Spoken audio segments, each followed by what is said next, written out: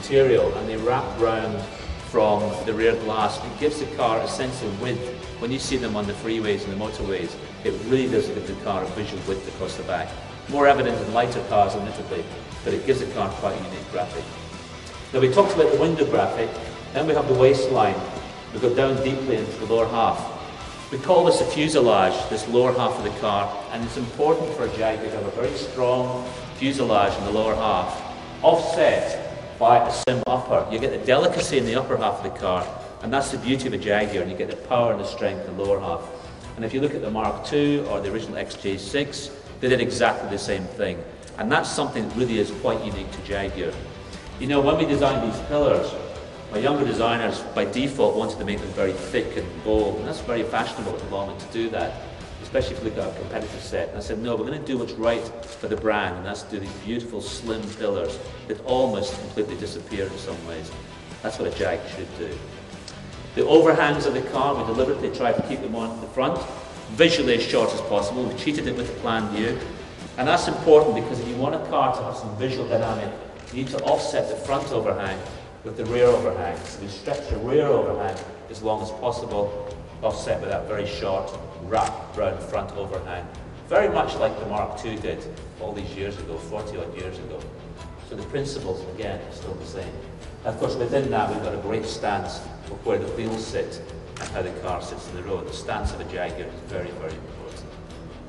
And then coming towards the back of this rear overhang, you'll notice these intriguing tail lamps. We thought long and hard how we can really exaggerate this line and stretch out as far as possible. It's natural to want to put lamps around the corner of the car at the back, but this time we felt we didn't want to interfere with that profile. It was important to keep it as pure as possible. So we took the lamps and wrapped them over the top of the car to almost emphasize the profile rather than break into it. And as I say, back to that hierarchy, this is line following line, it's not cutting through it. Again, an important aspect of a good design. And the detailing within that tail lamp is quite intriguing. LED detailing, these lovely three lines, we call them the cat's claws incidentally, it's just a nice little analogy that we use. And then the side marker lighting up on the top. And as we come around the back of the car, we have a very pure canvas. We wanted the leaper in the back of the car, and you're going to see the leaper now in every Jaguar. It will be our trademark, it has been for so long, we want to make more of it.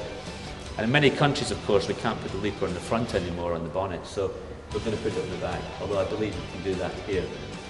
And it's a very pure back end, offset with this very, very confident leaper.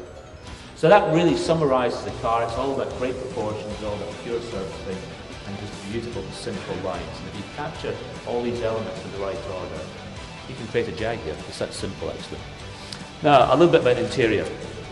The interior really is a really special part of this car overall. Again, the architecture, like the exterior, very simple. It has this wonderful line that wraps off from the doors right round to the front of the dashboard. And what that does internally, when you sit inside and you see this, it takes your eye right to the front of the cabin. It gives a real sense of depth inside the car, and it really does work.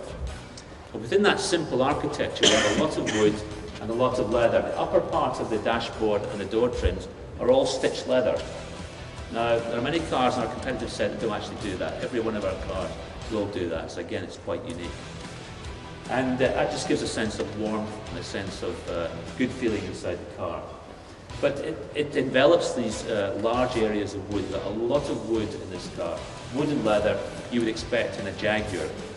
But we've created the wood graphically in a way it looks structurally part of the interior. It's not just added on at the end, like an afterthought. It really looks as if it's part of the interior structure of the car. We call it the Riva boat look. It really is a little bit of fun in the overall architecture of the wood. And because we've got this very simple architecture, we've allowed ourselves the indulgence of some real bright work and real jewellery. And when you get into the car, you'll see all this lovely craftsmanship of the dials and the vents. And the vents, incidentally, are made of metal, they're not plastic, so you get a lovely sense of technology in the touch. And in one version of this car, the vents actually light up with this phosphor blue lighting, so it's quite spooky in many ways. But it's boys' toy stuff, you know. And the technology, again, as Robin said before, is really to be seen to believe. The split dual screen. You sit and watch the video from one seat, while the driver can actually use the sat nav on the driver's seat, and it really does work, but you have to see it to believe it. We have the instrument cluster is a virtual instrument cluster. We've designed the dials in 3D as virtual models, and we can reconfigure these for the various functions that you need when and how you need them. And of course we've got the gear control, as we're familiar with in XF, which comes up, it rises, you can change it into gear whenever you... And it's all offset with this wonderful piano black finish in the car itself. So that's it really. Thank you very much for listening. We are very proud of this car. I think it's been a great hit. I think it really does establish Jaguar as a... My voice really is going now.